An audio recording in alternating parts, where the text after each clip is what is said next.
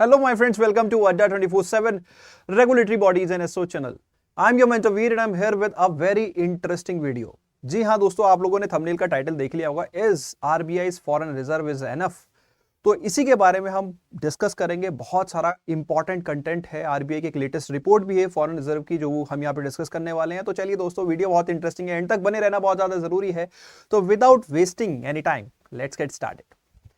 But before starting का session guys, अगर आप हमारे चैनल पे नए हैं तो जल्दी से हमारे चैनल को सब्सक्राइब कर लीजिए, वीडियो को लाइक कर दो ताकि आपके, और हाँ दोस्तों, एक नोटिफिकेशन का जो आइकन है उसको भी दबा दो ताकि आपको इस तरह के वीडियोस के अपडेट्स मिलते रहें। तो देखो दोस्तों, मैंने रिपोर्ट के बारे में जिक्र किया, तो कौन सी रिपोर्ट आई है? बेसिकली आरबीआई की हाफ ईयरली रिपोर्ट यहाँ पे आई है, which is related to the management of foreign exchange reserve. और ये कौन से डाटा को कवर करती है? डाटा को कवर करती है अप्रैल से सितंबर 2024 तक। वैसे रिपोर्ट में यहाँ पे कवर कर चुका था अपने डेली करंट अफेयर्स में, फिर मैंने सोचा चलो इस रिपोर्ट से related and other aspects related to foreign reserve discuss करते हैं, क्योंकि आरबीआई के बच्चों के लिए ये एस्पेक्ट्स पता होने बहुत ज्यादा जरूरी हैं। ठीक है, तो ये पहले इस रिपोर्ट्स के कुछ इंपॉर्टेंट डाटा को डिस्कशन करेंगे और उनसे रिलेटेड बहुत सारे रिलेवेंट पॉइंट्स हैं जिनको हम यहाँ पे डिस्कस करेंगे, इसलिए मैंने बोला एंड तक बने रहना बहुत जरूरी है।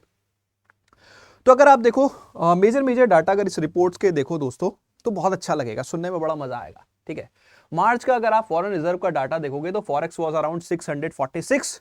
ठीक है, एंड देन अगर आप सितंबर तक देखो तो it was all time high 705782। अब अगर आप इसको देखो कि आपका जो फॉरेन रिजर्व था वो ऑलमोस्ट 700 बिलियन क्रॉस कर चुका था एज ऑन सितंबर 24। अब बहुत सारे मेरे यहाँ पे दोस्त होंगे जो बोलेंगे सर ये तो पुराना डाटा है, आप हमारे साथ पुरानी रिपोर्ट शेयर कर रहे हो। नहीं, मैं नया डाटा भी शेयर करूंगा, डू नॉट वरी, लेकिन मैं आपको कुछ इंटरेस्टिंग फैक्ट्स दिखाऊंगा। तो ये वो पीरियड था जब आपका जो पोर्टफोलियो होता था फाइनेंशियल मार्केट्स में वो ग्रीन होता था दोस्तों।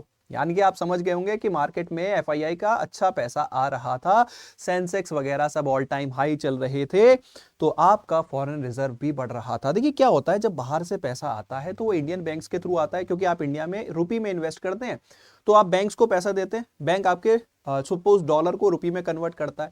अब ये रुपी जो है बहुत ज्यादा एप्रिशिएट ना कर जाए, क्योंकि रुपी की डिमांड आ रही है। ठीक है, तो इसलिए क्या करता है आरबीआई, वो डॉलर्स बाई कर लेता है बैंक से और उनसे अपना रिजर्व क्रिएट करता है। ठीक है, तो एफआईआई एफडीआई वगैरह जो होते हैं, they help build the reserve. बाकी जो हमारे एक्सपोर्ट से सरप्लस इनकम वगैरह आती है वो भी हम रिजर्व, तो आरबीआई कहीं ना कहीं कुशनिंग रखता है बफर बनाने में, तो वो हम कहीं ना कहीं कैसे करते हैं? फॉरेन रिजर्व के थ्रू। मैंने आपको सिर्फ एक एस्पेक्ट बताया। ठीक है, तो सितंबर 2024 तक सब कुछ अच्छा था। ठीक है, फॉरेन रिजर्व भी हमारा ऑल टाइम हाई था, और उसके बाद आप लोगों को पता है कि फाइनेंशियल मार्केट्स में क्या हुआ, एफआईआई का पैसा फ्लाइट होने लगा एंड सो वो कहानी है।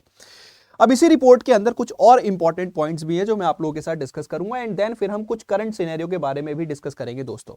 ठीक है, अब अगर हम देखें, क्योंकि मैंने आपको थंबनेल का टाइटल दिखाया था is this reserve is enough, तो उससे रिलेटेड कुछ टेक्निकल पॉइंट्स हैं रिपोर्ट के अंदर जो हमें डिस्कस करने चाहिए।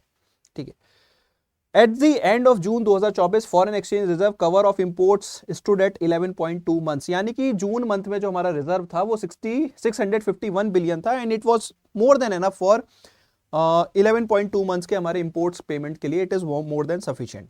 ठीक है, तो अब यहां पे कुछ इंपॉर्टेंट फैक्ट्स हैं दोस्तों। The ratio of short term debt to reserve which was 19.7% increase to 20.3%।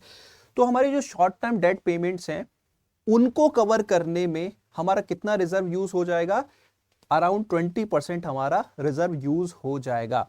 इसी तरह हमारा the ratio of volatile capital. Volatile capital क्या होती है? वॉलेटाइल कैपिटल वो होती है जो इमीडिएटली चेंज हो सकती है। सपोज आपकी इकोनॉमी में कोई इंपैक्ट आया और पैसा बाहर जाने लगा, तो वो होती है वॉलेटाइल कैपिटल। जैसे एफआईआई का पैसा आपने देखा होगा, तो एफआईआई का पैसा सपोज आपको वापस चुकाना है, तो उसको कवर अप करने में आपका कितना रिजर्व यूज हो सकता है? Almost up to 70%। तो यानी कि अब यहां पे एक इंपॉर्टेंट क्वेश्चन आता है कि जब हमारा रिजर्व, हम जिस फिगर्स को हम देखते हैं, हम ये एट्रैक्टिव सी फिगर्स देखते हैं, 705 बिलियन बहुत रिजर्व है एंड सो, लेकिन अगर हम देखें हमारा इमीडिएट जो ये पैरामीटर्स हैं like short term dates and आपका वोलेटाइल कैपिटल इनफ्लो, तो जैसे आपका वोलेटाइल कैपिटल इनफ्लो हो रहा है तो आपका फॉरेन रिजर्व 70% उसको कवर करने में रख जाएगा। यानी कि अगर आपको सपोज रुपी को मैनेज करना है तो आपके पास कितने परसेंट बचा? सिर्फ 30%। तो remaining could only be use to manage the rupee. ठीक है, अब रूपी को कैसे मैनेज करता है थोड़ा सा आप ये समझिए। देखिए जब रूपी डेप्रिशिएट हो रहा होता है तो आरबीआई करता है रूपी, देखिए वैल्यू कैसे डेप्रिशिएट होती है, मतलब आपकी करेंसी की डिमांड कम आ रही है। आपकी करेंसी की डिमांड क्यों आएगी? अगर आप कोई आइटम एक्सपोर्ट करते हैं तो आप जब पेमेंट मतलब आप जब पेमेंट एक्सेप्ट करेंगे तो आप रूपी में करेंगे, तो रूपी की डिमांड आएगी। कोई आपके यहाँ ट्रेवल करने आ रहा है, ट्रेवल करने आएगा तो वो रूपी चाहिए उसको ट्रेवल करने के लिए इंडिया के अंदर, ठीक है, तो वो रूपी की डिमांड करेगा। कोई इंडिया में इन्वेस्ट करना चाह रहा है तो वो रुपये की डिमांड करेगा। इस तरह से रुपये की डिमांड आती है, ये नेचुरल डिमांड होती है बाय बिजनेस। लेकिन कई बार आरबीआई भी आर्टिफिशियल डिमांड क्रिएट करता है रुपये को स्टेबल रखने के लिए, क्योंकि अगर रुपये डेप्रिशिएट कर होता है तो हम क्या करते हैं, अपने फॉरेन रिजर्व्स को बेचते हैं। We will sell out our foreign currencies and we will buy the rupee in the international market, और उसे हम रुपये को स्टेबल रखने की कोशिश करते हैं। तो देखो ये थी आपकी इंपॉर्टेंट रिपोर्ट, उसका क्या डाटा था वो मैंने आप लोगों के साथ शेयर किया, उसमें कुछ इंपॉर्टेंट फैक्ट्स थे वो मैंने आप लोगों के साथ शेयर किया। अब इनको लिंक करके पढ़ते हैं, मैंने आपको बहुत सारे फैक्ट्स यहां पे समझाए, ठीक है। अब अगर आप करंट सिनेरियो देखो, ये लेटेस्ट डाटा मैं आप लोगों के साथ शेयर कर रहा हूं, 26 का ये डाटा है, 26 नवंबर अगर हम देखें तो करंटली हमारा रुपी जो है दैट इज अराउंड 84, लेकिन हमारे पास जो आरबीआई की वेबसाइट पे फॉरेन रिजर्व का डाटा है वो है हमारे पास 15 नवंबर तक का, यानी कि ये, ठीक है। तो 15 नवंबर का अगर मैं आप लोगों के साथ डाटा शेयर करूं तो हमारा जो है रिजर्व है वो डाउन जा रहा है, और उसके नेचुरल रीजंस है यार। देखो आपका, देखो पिछले 1-1.5 महीने से एफआईआई का पैसा जो है बाहर जा रहा है, और आप देखो जो हमारा volatile capital to reserve ratio है वो ऑलमोस्ट 70% है, तो नेचुरली हमारा रिजर्व गिरना बनता है। और यहां पे भी आप देखोगे तो अगर आप जो 705 सितंबर में था, अभी करंटली कितना है हमारा foreign reserve, it is around 657 billion के आसपास हमारा करंट रिजर्व है, ठीक है।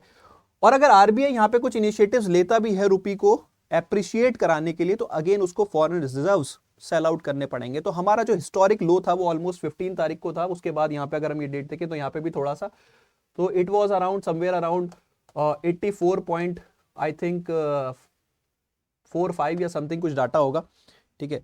तो वहां से फिर आरबीआई ने आई थिंक इंटरवेन किया, थोड़ा सा अपने एंड पे थोड़ा फॉरेन करेंसी एसेट्स सेल किया। उससे पहले वीक तो इतने नहीं किए, पर उस टाइम पे थोड़ा सा सेल किया and then they try to cover it, ठीक है। तो अब आप देखो, आपको यहाँ पे मेरे सेशन लाने का पर्पस क्या था, एक तो आपको रिपोर्ट के बारे में अवेयर करना था। रिपोर्ट में हमारा एक बार दोबारा से डाटा देखते हैं, दोबारा से रिवाइज करते हैं, ठीक है। तो रिपोर्ट में सब कुछ पिक्चर अच्छी थी, यहां से यहां तक रिजर्व बढ़ रहा था, लेकिन रिजर्व फिर घटना क्यों चालू हुआ, क्योंकि मैंने आपको बताया, ठीक है। यहां पे कुछ इंपॉर्टेंट पैरामीटर्स थे like ratio of short term debt to reserve. तो देखो यहाँ पे ratio of short term debts, मतलब अगर आपके कोई इमीडिएट पेमेंट्स आपको करने हैं तो उनको कवर करने के लिए कितना रिजर्व लग जाएगा, 20%, यानी कि बचा कितना आपको, अगर रुपये को बेसिकली स्टेबलाइज करना है तो कितना बचा, 80%। वहीं अगर आप वोलेटाइल कैपिटल के टर्म्स में बात करो तो वोलेटाइल कैपिटल के टर्म्स में आपको कितना रिजर्व कंज्यूम हो जाएगा, 70%। And this is the problem with Indian foreign reserve, कि हमारा जो majority of the foreign reserve है वो वोलेटाइल कैपिटल पे डिपेंडेंट होता है, लाइक एफआईआई, एफडीआई। वहीं चाइना का जो फॉरेन रिजर्व है वो उनके एक्सपोर्ट्स की वजह से आता है।